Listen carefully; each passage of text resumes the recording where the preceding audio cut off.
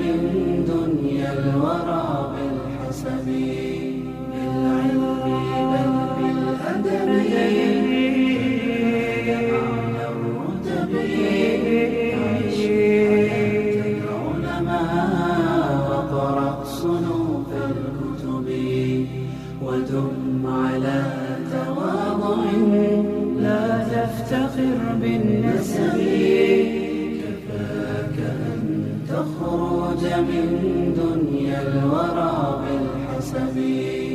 نعم نعم، لكنني من غير أم وأبي، أهوى العلا وليس لي ما لن يقضي أربي.